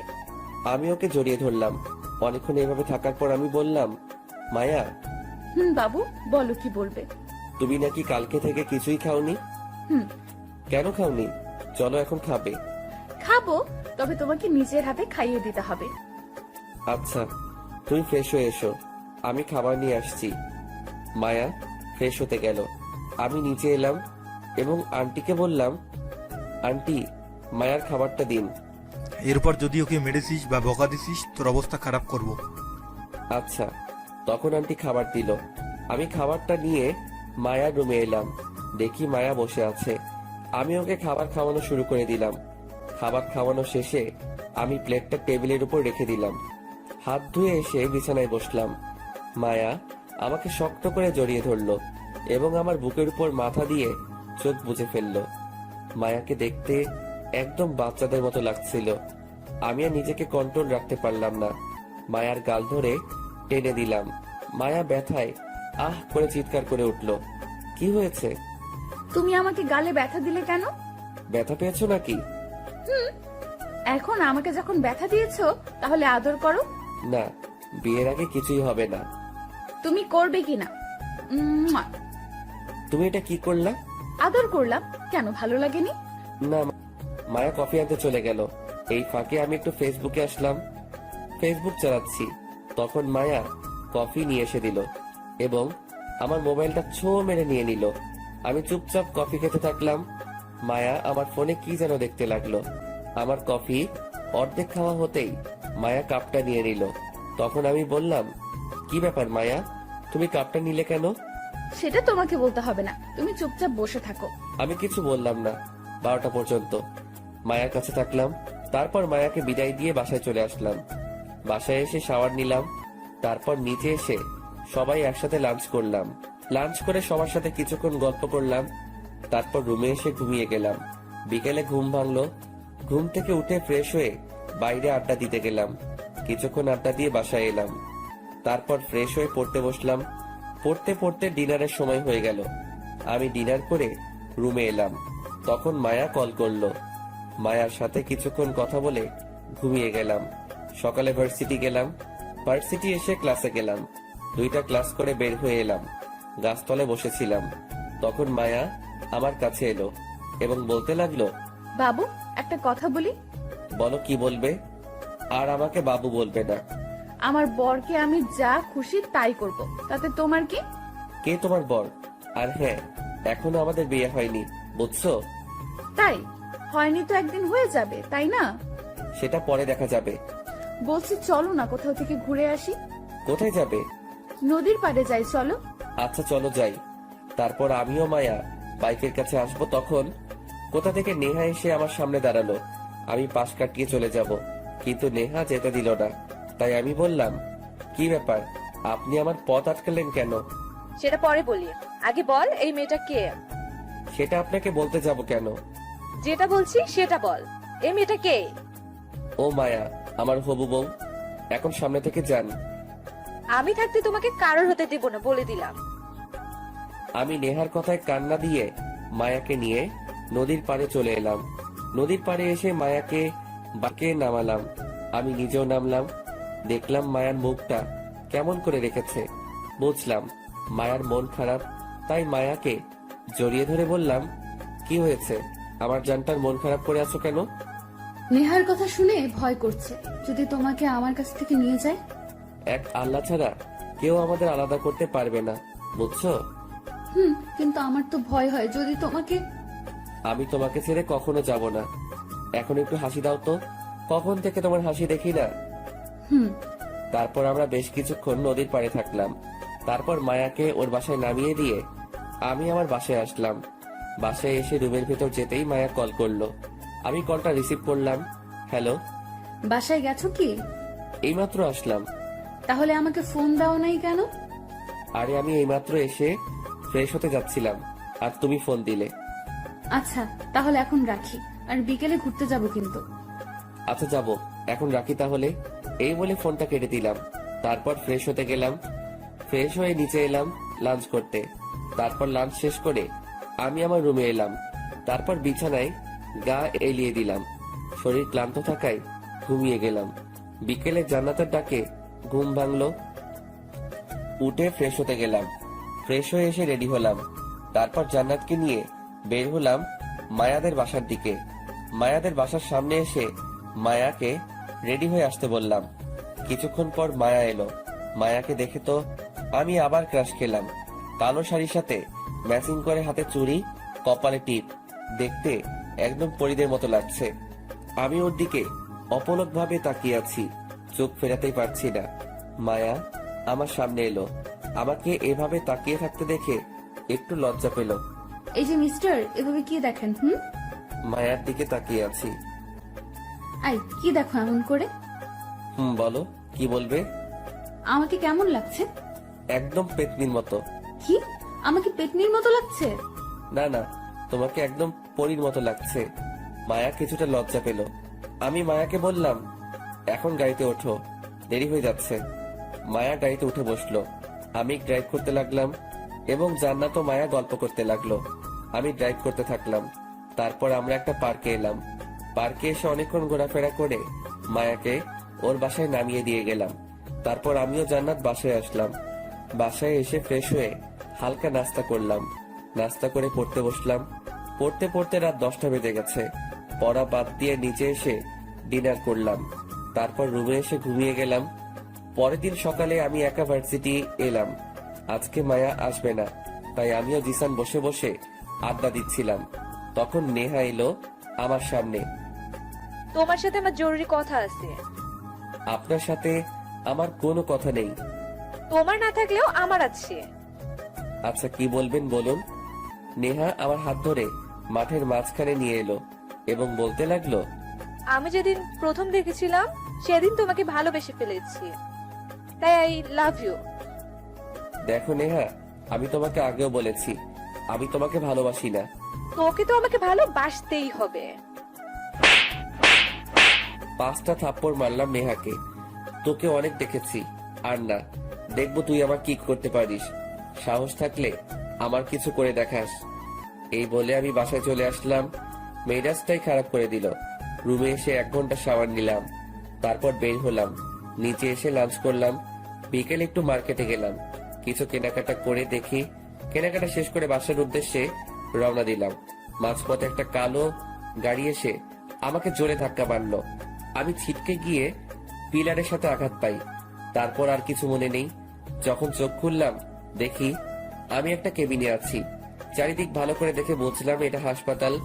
আমার বুকের উপর কিছু ভারী ভারী লাগছে, শ্বাস নিতে কষ্ট হচ্ছে। বুকের দিকে তাকিয়ে দেখি মায়া আমার বুকের উপর ঘুমিয়ে আছে। খেয়াল করলাম মায়ার চোখের নিচে কালো দাগ, আগের থেকে অনেক রোগা হয়ে গেছে। আমি মায়ার মাথায় হাত দিতেই মায়ার ঘুমটা ভেঙে গেল। আমার জ্ঞান ফিরেছে দেখে আমাকে জড়িয়ে ধরে কান্না করতে লাগলো ও চুমু খেতে লাগলো। কি হয়েছে, এত কান্না করছো কেন? চুপ, একটা কথা বলবে না। এই 3 দিন অনেক কষ্ট দিছো আমাকে। 3 দিন মানে? কিছু বুঝলাম না। আজ 3 দিন পর তোমার জ্ঞান ফিরেছে। জানো, এই 3 দিন তোমার সাথে কথা বলতে পারি নাই। 3 দিন যেন 3 বছর মনে হয়েছে। আমি মায়ার চোখের জল মুছে দিয়ে জড়িয়ে ধরে বললাম, দেখো আমার কিছুই হয়নি, আমি একদম ঠিক আছি। আমাকে ছেড়ে যেও না প্লিজ। যাব না। খাবার খেয়েছো কি? না। তাহলে সবাইকে আসতে বলো এবং তোমার জন্য খাবার আনতে বলো। আচ্ছা, বলছি। তারপর মায়া বাড়ির সবাইকে খবর দিল। কিছুক্ষণ পর আব্বু আম্মু, জান্নাত আঙ্কেল আন্টি সবাই এলো। আম্মু ও জান্নাত আমার জ্ঞান ফেরা দেখে জড়িয়ে ধরে কেঁদে দিয়েছে। তারপর আব্বু আমাকে বলতে লাগলো, তোর অ্যাক্সিডেন্ট হলো কি করে? সব খুলে বললাম, যেটা আপনারা জানেন। আচ্ছা, এখন তোর কেমন লাগছে? আগের থেকে অনেক ভালো। আমাকে এখানে নিয়ে এসেছে কে? একটা ছেলে নিয়ে এসেছে। ছেলেটা কি এখন আছে নাকি চলে গেছে? না, ছেলেটা এখনো যায়নি, ও বাইরে দাঁড়িয়ে আছে। আব্বু, তাহলে তোমরা সবাই একটু বাইরে যাও আর ছেলেটাকে ভেতরে পাঠাও। আচ্ছা। তারপর মায়া সহ সবাই কেবিনের বাইরে চলে গেল ও ছেলেটি ভেতরে এলো। আমি ছেলেটিকে বলতে লাগলাম, তাহলে তুমি আমাকে নিয়ে এসেছো এখানে? জি ভাইয়া। তোমার নাম কি? আমার নাম রাকিব। ধন্যবাদ দিয়ে ছোট করব না, শুধু একটা প্রশ্ন করব। এটা আমাকে ধাক্কা দিয়েছে, সেটার নাম্বারটা কি জানো? আমি আগেই গাড়িটির নাম্বার নোট করে রেখেছিলাম। আচ্ছা, নাম্বারটা দাও। আর কোনো দরকার পড়লে আমাকে বলবে। আমার একটা চাকরির দরকার। তাহলে কালকে তুমি এখানে চলে যেও, তোমার চাকরি হয়ে যাবে। ধন্যবাদ ভাইয়া, অনেক বড় একটা উপকার করলেন। এই বলে ছেলেটি চলে গেল। আমি রাজু ভাইকে ফোন করলাম। আপনারা রাজু ভাইকে চিনবেন না, ওনার রাজনৈতিক পাওয়ার আছে, আমার পরিচিত। তাকে কল করলাম। হ্যালো সাজ্জাদ, বল। একটা নাম্বার লাগতো এবং গাড়িটি খুঁজে বের করে ওর ড্রাইভারের কাছ থেকে শুনে আমাকে মারার জন্য কে বলেছিল। আচ্ছা, তুই নাম্বারটা দে। আমি রাজুকে গাড়ির নাম্বারটা দিলাম। তারপর মায়াকে ডাক দিলাম। মায়া কেবিনে প্রবেশ করলো। তারপর খাবার রেডি করে আমাকে খাইয়ে দিতে লাগলো। আমি মায়াকে বললাম, তুইও তো খাওনি, তুমি আবার কখন খাবে? আগে তুমি খাও, তারপর আমি খাবো। না, তুমি আমার সাথে খাবে। 1 লোকমা তুমি খাও, 1 লোকমা আমাকে দাও। আচ্ছা। তারপর খাবারটা শেষ করলাম। তখন আব্বু কেবিনে প্রবেশ করলো। তারপর সবাই চলে গেল, কিন্তু মায়া আমার কাছে আছে। আমি মায়াকে বললাম, তুমি চলে গেলে না কেন? আমি চলে গেলে আমার বাবুটাকে কে দেখবে শুনি? তাও ঠিক, কিন্তু তুমি নিজের শরীরের অবস্থা করেছো কি? তোমার কথা ভাবতে ভাবতে নিজের দিকে আর তাকাইনি। আচ্ছা, ঠিক আছে। মায়া আমাকে শক্ত করে জড়িয়ে ধরে আমার বুকে শুয়ে রইল। দেখে মনে হচ্ছে ওর মন খারাপ। তাই আমি মায়াকে বললাম, আমার বাবুইনিটার মন খারাপ কেন? তুমি আমাকে একটুও ভালোবাসো না। কে বলেছে আমি তোমাকে ভালোবাসি না? আমি তোমাকে অনেক ভালোবাসি। যদি আমাকে ভালোবাসতে তাহলে এতক্ষণে আমাকে আদর করতে। আচ্ছা, সেই জন্য মন খারাপ? শুনো, যা করার সব বিয়ের পর করব, ঠিক আছে? না, তুমি আমাকে এখন আদর করবে। আচ্ছা আসো। এই বলে মায়ার কপালে একটা ভালোবাসার পরশ এঁকে দিলাম, কিন্তু মায়া আমার দিকে রাগি লুকে তাকালো এবং বলতে লাগলো, এটা কি ছিল? কেন তোমাকে আদর করলাম? এটাকে কেউ আদর বলে? আমি পারি না তো। আসো তাহলে আমি তোমাকে শিখিয়ে দিই। এই বলে মায়া চারঠো ত্যাগ করে দিল। আমি ছাড়ানোর চেষ্টা করলাম কিন্তু পারলাম না। আমি রেসপন্স দিতে থাকলাম। টানা 10 মিনিট পর মায়া আমাকে ছেড়ে দিল। আমরা দুজনেই হাঁপাতে লাগলাম। আমার এইভাবে হাঁপাতে দেখে মায়া হাসতে লাগলো। আমি বলতে লাগলাম, এইভাবে কেউ কি কিস করে? আর একটু হলেই তো আমি মরে যেতাম। আই খবরদার, মরার কথা মুখেও তুলবে না, বলে দিলাম। আচ্ছা তুলবো না, এখন ঘুমিয়ে পড়ো। তারপর মায়া আমাকে জড়িয়ে ধরে ঘুমিয়ে গেল। পরের দিন আমাকে বাসায় নিয়ে আসা হলো। আমাকে আমার রুমে নিয়ে গেল। আমার সাথে মায়া থাকবে, আমার দেখাশোনা করার জন্য। রুমে এসে ঘুমিয়ে গেলাম। যখন ঘুম ভাঙলো তখন দেখি মায়া আমার বুকের উপর শুয়ে আছে। ওকে দেখতে একদম বাচ্চাদের মতো লাগছে। আমি ওর ঘুমন্ত চেহারার দিকে তাকিয়ে থাকলাম। কিছুক্ষণ থাকার পর মায়ার ঘুমটা ভেঙে গেল। মায়া উঠে দেখে আমি তার দিকে তাকিয়ে আছি। আমাকে এভাবে ওর দিকে তাকিয়ে থাকতে দেখে মায়া বলল, কি দেখো এরকম করে? তোমাকে তোমাকে যত দেখছি ততই তোমাকে ভালোবেসে ফেলছি। যা দুষ্টু, তুমি থাকো, আমি নাস্তা করে আসছি। এই বলে মায়া নাস্তা আনতে চলে গেল। আমি উঠে ওয়াশরুমের দিকে যাব, তখন আমার ফোনটা বেজে উঠলো। আমি ফোনের দিকে তাকিয়ে দেখি রাজু কল করেছে। আমি সাথে সাথে ফোনটা রিসিভ করলাম এবং বলতে লাগলাম, হ্যাঁ রাজু বল। তুই যে গাড়ির নাম্বার দিয়েছিলি, ওই গাড়ির ড্রাইভারকে ধরেছিলাম। তো ড্রাইভার কি বললো? কেন নেহা ও নিহাল এই নামে দুইজন তোকে আমার জন্য টাকা দিয়েছিল, কিন্তু খোঁজ নিয়ে জানতে পারি যে ওরা দুদিন আগে রোড অ্যাক্সিডেন্টে মারা গেছে। ধন্যবাদ, তাহলে আপদ বিদায় হয়েছে। দরকার পড়লে আবার বলিস। আচ্ছা বাই। বাই। এই বলে ফোন কেটে দিল। আমি জানতাম এই কাজটা নেহা করেছে, কিন্তু ওর সাথে আমার কিসের শত্রুতা যে ও আমার সাথে এমন করবে। যাক, শেষে ওর শাস্তিও পেয়েছে। তারপর আমি চলে গেলাম ফ্রেশ হতে। ফ্রেশ হয়ে বের হয়ে দেখি মায়া খাবারের প্লেট নিয়ে বসে আছে। আমি গিয়ে ওর পাশে বসলাম। মায়া আমাকে খাইয়ে দিতে লাগলো। আমি মায়াকে বললাম, তুমি খাবার খাইছো কি? না, তুমি আগে খাও, তারপর আমি খাবো। আমি বুঝলাম ব্যাপারটা, তাই আমি ওঠে হাত ধুয়ে এসে মায়াকে খাইয়ে দিতে লাগলাম। মায়াও আমাকে খাইয়ে দিতে লাগলো। তো এভাবে খাবার খেয়ে মায়াকে পাশের রুমে গিয়ে ঘুমাতে বললাম। মায়া তো এই রুমে যাবেই না বলছে। আমি তোমার বুকের উপর শুয়ে থাকবো। দেখো মায়া, বিয়ের আগে সব ঠিক না কিন্তু। বিয়ে, তাই না? দাঁড়াও, আজকেই আমি তোমাকে বিয়ে করব। এই বলে মায়া সবাইকে ডাকতে লাগলো। এক ডাক দেওয়ার সাথে সাথে সবাই হাজির হয়ে গেল। তখন আব্বু আমার রুমে এসে বলল, কি হয়েছে, এভাবে চিল্লাচ্ছ কেন? আঙ্কেল, আমি সাজ্জাদকে আজকেই বিয়ে করতে চাই। এত তাড়া কিসের? আগে পড়াশোনা শেষ হোক। আমি কিছুই শুনতে চাই না, আজকেই বিয়ে করব। আচ্ছা, আমি তোমার আব্বুর সাথে কথা বলছি। আচ্ছা। তারপর আব্বু মায়ার আব্বুর সাথে কথা বলতে রুমের বাইরে গেল। কিছুক্ষণ পর আব্বু রুমের ভিতর এসে বলল, তোমাদের বিয়ে দেব, তবে 10 দিন পর। সাজ্জাদ আমার একমাত্র ছেলে, তাই অনেক বড় করে বিয়েটা দেব। তারপর সবাই চলে গেল। আমি মায়াকে জোর করে পাশের রুমে পাঠিয়ে দিলাম এবং ভাবতে লাগলাম, একে তো শরীরের যা অবস্থা, তার উপর আবার বিয়ে, ভাবা যায়? এসব ভাবতে ভাবতে ঘুমিয়ে গেলাম। হারিয়ে গেলাম ঘুমের রাজ্যে। মাঝরাতে আমার পাশে হাত দিয়ে দেখি কোলবালিশ আছে। আমার আবার বদ অভ্যাস, কোলবালিশ জড়িয়ে ধরে ঘুম পাড়ি, তাই কোলবালিশটাকে জড়িয়ে ধরে ঘুমিয়ে গেলাম। সকালে ঘুম ভাঙলো। চোখটা খুলে দেখি আমি মায়াকে, ও মায়া আমাকে জড়িয়ে ধরে ঘুমিয়ে আছে। আমি তাড়াতাড়ি করে মায়াকে ডাকলাম। মায়া ঘুম থেকে উঠে আমাকে বলল, কি মহারাজ, তোমার ঘুম কেমন হলো? অনেক ভালো, কিন্তু তুমি এখানে কখন এলে? রাত 3টার সময়। আমার ওই রুমে একা শুতে ভয় লাগছিল, তাই তোমার কাছে এসে ঘুমিয়ে পড়ি। আমি যদি কিছু করে ফেলতাম তাহলে কি হতো বলো তো? কিছুই হতো না, যা হবার আমার বরের সাথেই হতো। এখনো বিয়ে হয়নি আর তুমি বর্বর বলছো? হয়নি তো হবে, তাই না? তবুও তুমি যাও, আমি ফ্রেশ হবো এখন। আচ্ছা, যাচ্ছি। এই বলে মায়া আমার রুম থেকে চলে গেল। দেখতে দেখতে বিয়ের দিন চলে এলো। আজকে বিয়ে, পুরো বাড়িতে লোকজনে ভর্তি। বিকেলে আব্বু আমাকে একটা শেরওয়ানি দিল, পরে রেডি থাকতে বলল। আমি রেডি হয়ে চলে গেলাম। মায়াদের বাড়িতে। কাজী এসে বিয়ে পড়িয়ে গেল। অবশেষে আমাদের বিয়েটা সম্পন্ন হলো। মায়াকে নিয়ে আমাদের বাড়িতে এলাম। জান্নাত এসে মায়াকে আমার রুমে নিয়ে গেল। আমি বাকি সবার মতো ছাদে চলে গেলাম। গিয়ে আমার কয়েকটা কাজিনদের সাথে আড্ডা দিতে লাগলাম। রাত বাজে 12টা। তখন আমার কাজিনরা আমাকে জোর করে ভেতরে ঢুকিয়ে দিল। আমি ভেতরে ঢুকে দরজা লক করে দিলাম। মায়া এসে আমার পা ছুঁয়ে সালাম করলো। তোমার স্থান আমার পায়ে নয়, আমার বুকে। যাও, এখন উজু করে এসো, নামাজ পড়বো। তারপর অজু করে এসে দুজনে 2 রাকাত নফল নামাজ পড়লাম। তারপর মায়াকে নিয়ে খাটে বসলাম। তখন মায়া আমাকে বলল, আমার একটা আবদার রাখবে? আচ্ছা বলো, কি আবদার? আগে আমাকে কথা দাও, কখনো ছেড়ে যাবে না।